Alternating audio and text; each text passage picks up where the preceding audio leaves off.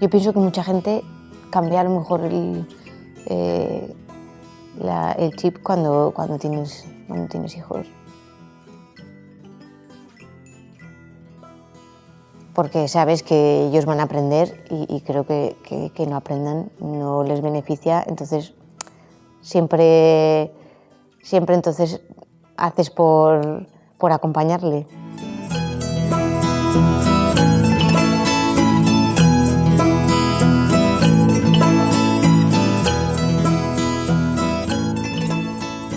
No, yo no pienso que sea un idioma difícil ni imposible.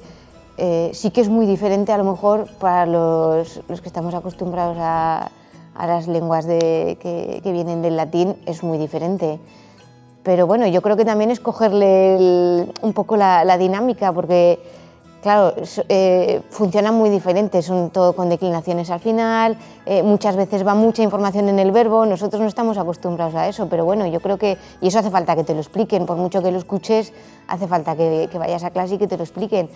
Pero bueno, yo creo que se hace muy dinámico en clase y muy ameno y bueno, poco a poco vas cogiéndole el truquillo. Claro, ya llegar a un nivel alto, pues supongo que hace falta muchas horas y estudiar, claro, pero bueno, también en Vera estamos en un sitio, yo creo, muy favorable para, pues como comentábamos, que tenemos muy fácil hacer inversión, porque es que salir de clase y ya podemos practicar, igual en una tienda, en casa, que con los amigos, entonces, bueno, eso también hace que se avance más rápido.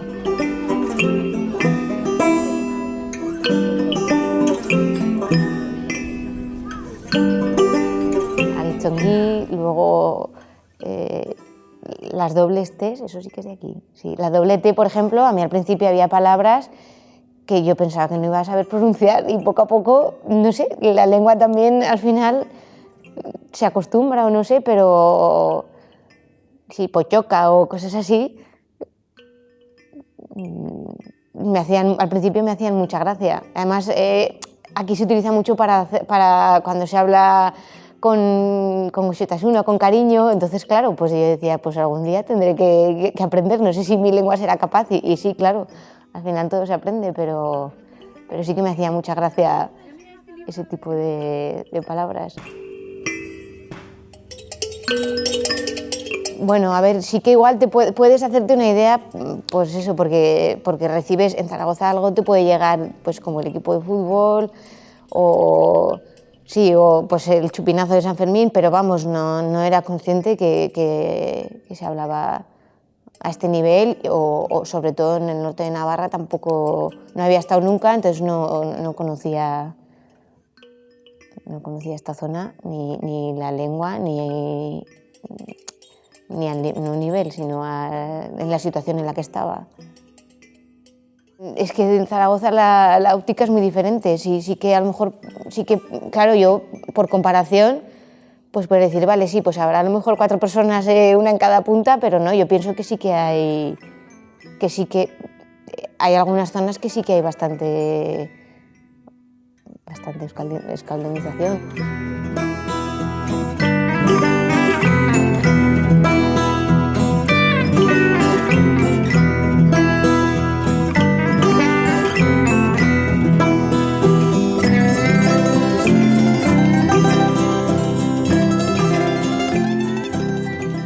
Bueno, después de pasar el año pienso que hago una valoración muy positiva porque yo entré que mi situación era que escuchaba bastante euskera, pero no tenía recursos de gramática ni vocabulario sí, porque igual es lo más fácil que se aprende, pero claro, al final si quieres dar un paso más te hace falta saber algo de gramática para poder empezar a construir cosas. Entonces veo que después de este curso ya soy incluso capaz de escribir pequeños textos, de leer cosas sencillas, entonces claro, para mí ha sido muy positivo.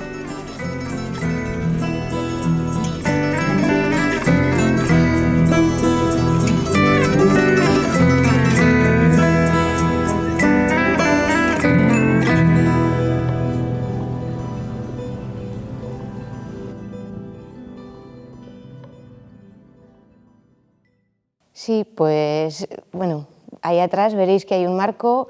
Eso se puede considerar un poco como mi primer contacto, mis primeros pasos con el euskera, que fue un regalo que le quise hacer a mi pareja al poco de conocernos.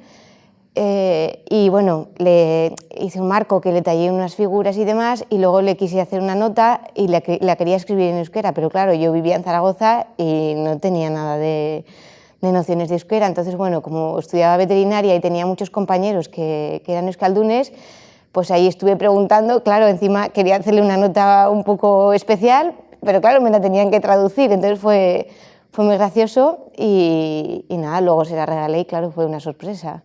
Ahora igual sería capaz de escribirla yo o escribir algo simple, pero creo que podría hacerlo yo. Beste mundu bat, ez? Ez da, azken finean da, hurbilduzun mundu bat, baina ezagutzen ez duzun mundu bat. Hor dagoen mundu bat, zure auzoan, zure atarian, zure etxiondan dagoen mundu bat, baina askotan pareta bat dago eta ez duzu ezagutzen. Eta hori gainditu behar dugu noski.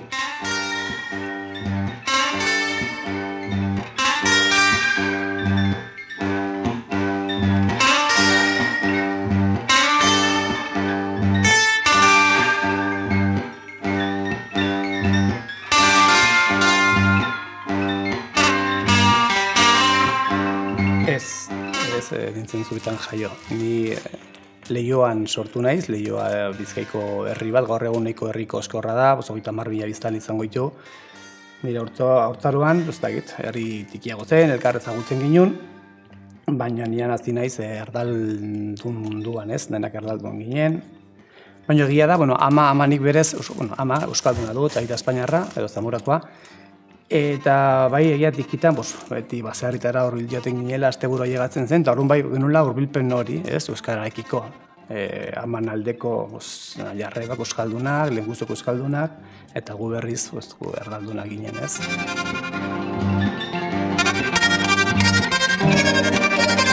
Lagunak erdaldun munduan bizi ginen, kontzientziarik ere ez genuen, ez. Eta bai ni horitzen ez tikitan hori, joten ginen asteburutan, beti gainera zen ostiralean kotxe hartu, eta joten ginen fikara, aman herrira, ez, baserrira. Eta nik ez dakit horrek eragina izan zuen ala, baina azken fian denbora luztean, bai joten zara kontzientzia arte, nik hemen bizi naiz, amak ez dite erakutsi, ez dit transmititu euskara, arazoak edo arrazoiak ezberdinak durazki, alde batik aita erdalduna, gero Leio ere herri erdalduna, komplejo pila bat zeurazki berak ere bai transmititu dizkiotenak edo bere euskara zela ona, zela polita, txusia zela, eta gurekin beti erdaraz, ez? Eta ja 16 urterekin, 17 urterekin, erabaki nuen izena ematea eta zera abe, euskaltegian, hasi nintzen. Egunero, atzaldeko 8 abeko 10 arte, 2 ordu, asteletik ostirara arte, euskara ikastera.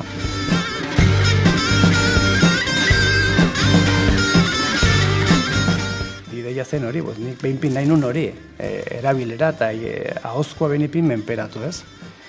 Eta hortan buru belarri, beste lan batzuk ez nituen horren gogoko, idatzizkoak eta begirrazketak eta lako gauza, zenituen gogokoak, ez? Baina bai, eta horri ezker, abitu ginen eta hemen gaude.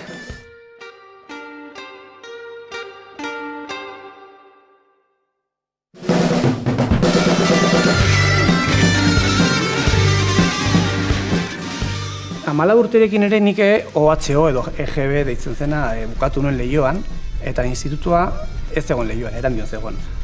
Arata joten nintzen, ereduan ikasten, eta beti ikasketan onak edo emaitza onak ateratzen dituen, eta alako batean euskara arloan, euskaran gaizki edo justu zamar hasi nintzen. Aprobatu gainditu nuen, baina baita ere amorro eman ziren. Ni hemen bizi naiz, eta familia euskalduna, eta oain zailtasunak euskaran, nondik nora ez, eta hasi nintzen euskaltegian. Baina ilusioekin eta gogoekin gainditzen duzu, eta izan duzen zorionez aldaketa on bat, hartu nuen bere garaian, eta hortik aurrera, gero ja lanean hasi naiz.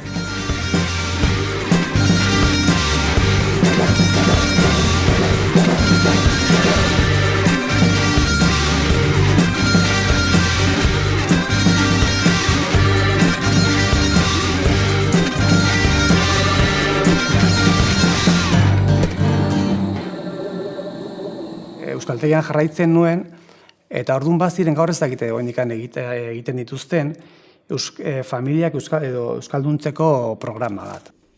Eta aukera horren bidez, etxe batera etortzen zinen, eta horko familiekin bizi.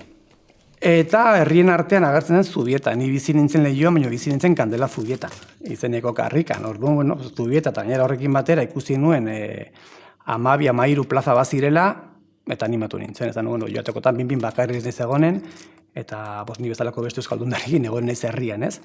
Eta horria, zoragarri, gozo gustora egondu nintzen. Gaur egun nire den Andrea horre ezagutu nuen, elkar ezagutu ginen, eta nolabait bai hori igual hasi nintzela nire, igual unibertsitatean, baina ja euskal mundu hori haunditzen, adar gehiago izaten, unibertsitatean bakarri nituen gelako lagunak nolabait euskaraz aritzeko, nire beldur guztiekin, eta ja Zubietara etorri, eta ja beste ate batzuk, egia da, bidea ez da errisa, ez dakit, ailegatzen zara Zubieta bezalako herri batera, edo herri euskaldun batera, eta uste duzu kristona dakizuela, euskara pila bat, euskaltegian egatitzen ari naiz, eta kriston maila dokit, ez? Baina gero, karrikan zaude, eguneroko hortan bertako jendeekin euskaldun zarrekin, eta hasieran, nik euskaraz, eta igual, erdaraz egiten zidaten, ez? Erantzun erdaraz, eta hori bai, zen, mingarria ez dakit, baina, ostia, ni hona etorri euskaraz nahi dut, eta, ez? Baina, horreri edena poliki buelta ematen diozu, eta, azkenean konfidantza ere hartu behar duzu, beldurra horik gainditu behar duzu, beldurrak hor daude, beti beldurra, eta gaizki esaten badut, zezango dute, baina, mugitzen ginen, euskaraz mugitzen ginen, euskaraz hitz egiten ginen, aukera horiek, eta horretu benak denak dira honak, azken finean bilatzen ari nintzena, euskaltegitik aparte nolabait lortzen ari nintzen, ez? Egonaldia zen hilabete baterako, nire kasuan zen urria, eta azkenean 2 aste gehiago luzatu nituen, lehenbitzik urte hartan horitzen ez, galdetu nien, aber gelditzen alginen, bai ez dan ziaten, eta egon beharren 4 aste, 6 aste eman nituen Zubietan. Eta bertzeak ere bai? Besteak ere, denbora horretan ere bai emaztea ezagutu nuen, eta aitzakia denbora egoteko. Ez gero hemen ere zonalde honetan gara ez nuen ezagutzen, endaiar ere sartu ginen, eta nizer da, muga zeharkatu. Netako beste mundu bat izan duzen, ezagutzen ez nuena, ez? Ez da gite, eskolan ere jaston nuena zen, Euskara, Bizkaia, Gipuzkoa, Araban, hor zegoela. Nafarroa hor zegoela, nik aituen nuena zen, Naparrak ere aritzen ziren igual atletiken, euskaldunak ziren ez dakizer, baina konzientzia hori nuen, nik Nafarroan euskaraz egiten zenik ere, ona llegatu arte. Hori nik ez nuen jaso ereduan adibidez, tontakeri hori. Eta gero, zenbat gauza, ez dituzu ikasi, ez dakit. Beste ate bat irekizena eta...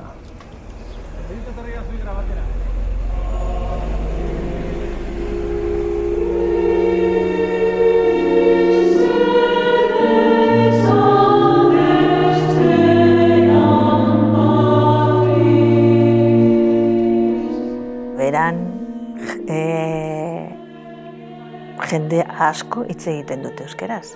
Eta kalean, adibidez nire alaba hemen soltatu euskerarekin eta bere lagunarekin hitz egiten dute euskeraz dena. Eta ni adibidez abesbatza jende asko hitz egiten dute euskeraz eta azkenean da beharrezkoa. Ez dakit, por lo menos hori, saiatzen eta nahi dut jendea nirekin hitz egiten dute euskeraz.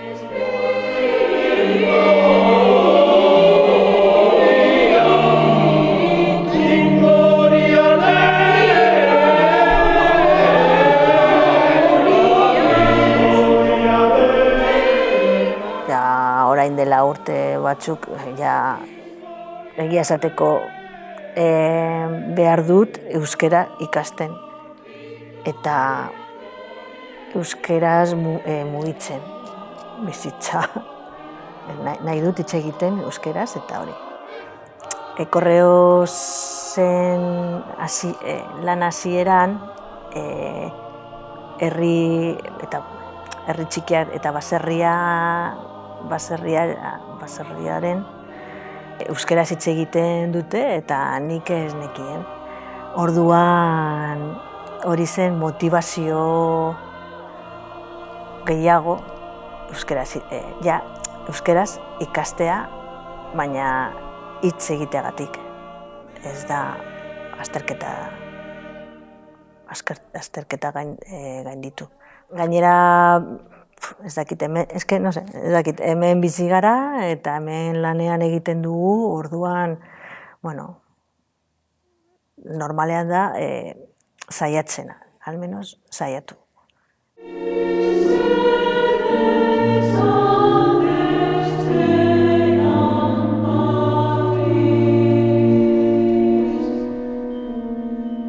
Behar bada, ez dakit, behar bada pentsatzen dute, bera ez daki euskera, erderaz hitz egiten dute. Behar bada niretzat, para mi, va a estar bien. Baina, behar bada ni esan behar dut, ez hitz egin euskeraz.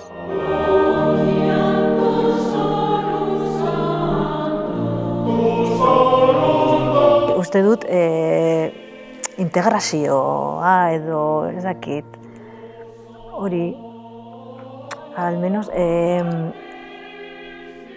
hemengo jendea ikusten aldute zuk esfuerzoa egiten duzu. Eta nik uste dut da gauza ona.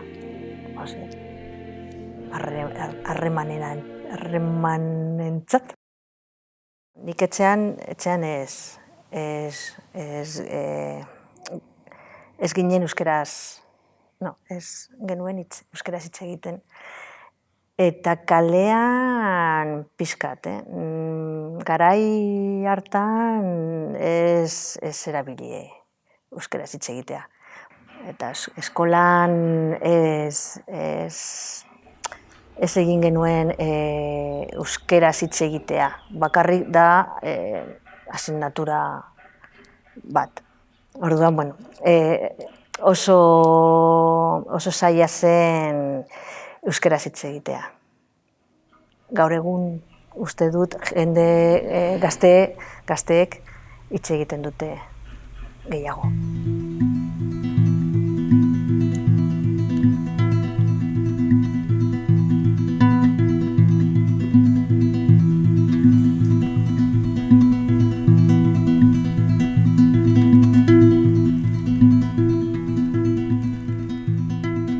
Euskara ikastea garrantzitsua, hemen bizi direlako, eta gauza asko galdu dugu hizkuntza ez ezagutzeko. Orduan, euskaltegira joatera da harreman egiteko modu bat, eta ikasten, eta bizi hemengo ohiturak. Eske aurten ni oso lasaia pasatu dut. Baina pentsatzen ari naiz, behar bada datorren urtean nivela azterketa aginduko naiz. Orduan, behar bada, pila jarri beharko dut. Nik uste dut, euskaltegian herramientak ematen dute. Eta guia, dauden gure eskuan nola erabili eta nahi badugu gogorragoa edo ez. Nire gelan adibidez jende desberdina gaude. Orduan, gure eskuan dago hori. Gero etxean eta kalean, nik uste dut lana da. Dana dela. Telebista ikustea, erratia entzun, ez dakit, gauzarik, eta gero irakurtzen, liburuak irakurtzen, eta.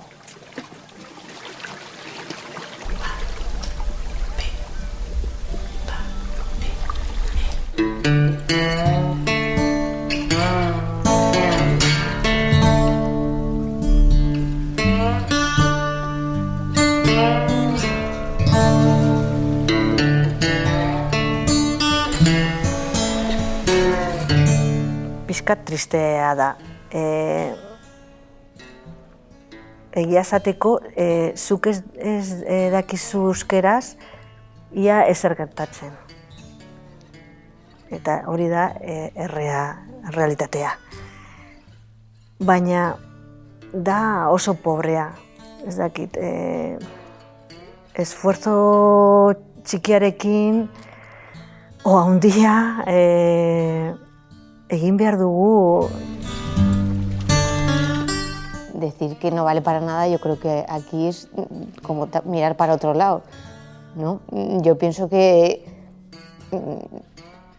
no sé, es que es una lengua viva, es una lengua que la tienes en casi todos los ámbitos, entonces no aprender un poco, no creo que nos beneficie a los que venimos de fuera. Nahi baduzu euskara ikasi, euskara ikasteko aukerak gaur egun badira inoiz baino gehiago. Diru laguntzak egoten dira, euskaltegiak hor daude, gure eskualdean bizi ezkero inguruekin harremantzeko aukera zoragarria eta bikaina dugu, baina gogakoa nik uste askotan da beldur hori, dugun beldur hori gaizki izango ote dudan, eta ez, azken finean, erabili ezkero, euskara ikasten da beste hizkuntza bat ikasten alden bezala. Eta garrantzian behar dugu, gure hizkuntza da, gu jaso dugu, gu zaindu behar dugu, guk erabili behar dugu, eta hurrengo hori ere, transmititu beharko diogu noski. Ez que pena handia da. Hizkuntza da jendeko identitatea eta desberdinak izateko, no? Eta hori da enriquecedor, ez dakit. No sé. Bai, herri txikiak behar dute bere ezin dute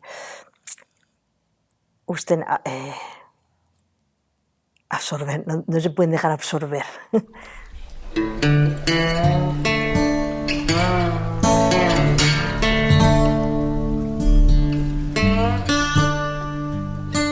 Noiz bai lortuko du nik ere euskaraz bizitzen, lortuko te dut. Lortuko te dut familia bat euskalduna izaten, lortuko te dut lagunekin harremanak euskaraz izatera. Prozesu horretan dagoen jende guztiari animatu egiten segitzeko, poliki, aukerak badira non nahi, ez bakarrik euskaltegian, inguruan, tabernan, eskolan, ez dakit, seme-alabekin, probesteko aukera guzti horiek, prozesu luze izaten aldela, nio merezi duela. Euskarak gure bizipoza da, gure hizkuntza da. Orduan, bidean ez gelditzeko, segi, aurrera, eta poliki, gero eta hobekio, eta lortuko dutela. Ez dakit, azken fen euskarak, niri hori bandit, bizitzak, lana, hasiera hortan, aipatzen genuen lan hori egia, baina lortu dut dana, ez du preziorik niretako. Azken finean, ikusten duzu ailegatzen ari zarela eta lortzen ari zarela, 16 urtekin pentsa ezina zena niretzat, ez? Nola, lortuko ote dut, eta bueno, gaur egun zorionez, aukera izan dut bizitzeko nik gustoko nun herri euskaldun batean, ez? Eta hori euskarak eman dit. Bai, bueno, hemen dago eta gogoa daukat ikasten, oraindik. Bueno, da bizitza. Urte batzu gora, beste urte bera, da montaña rusa. Sí, mi intención es que sí. Sí, claro, luego a veces puede ser difícil compaginar con el trabajo, con la familia y demás, pero sí, claro, mi intención sería seguir. Luego también si no está la posibilidad de la inscripción online, entonces bueno, habría que ver un poco, pero sí, no me gustaría dejarlo porque pienso que en este año de Euskaltegi he avanzado casi tanto como los años que llevaba viniendo a Vera, entonces bueno, sí que me gustaría seguir, claro. Orduan horrari denari, animatzea binta berriz, eta segitzea, beti egoten dira gora berak, alako momentu batzuetan oso suspendido gaude, eta bezaten du kristona kontrolatzen dugula eta dakigula, eta gero bapaten egoten dira alako, ostras, ez dut duzen teintzen, edo ez daki zer, edo nazkatu nago, edo nahiz ailegatzen, baina segitzea ez ustea. Ezagutzen dut jendea ikasten ari dena, baina baita ere ikasten utzi diona. Daki zenbat denbora, zenbat urte, zenbat denbora inbertitu hor, eta alako batean utzi, aspertu, edo aitzakia bata edo bestea, eta pena da, hizkuntza bat erabiltzen ez badugu, galdu egiten da pila bat, konfidantza galtzen dugu, eta gero eta gutxi, eta azkenean galtzen da. Ez da hain zaila. Da eman lehen pauso. Ez dakit nola esan. Nik uste dut da pixkat beldurra. Beldurra gatik.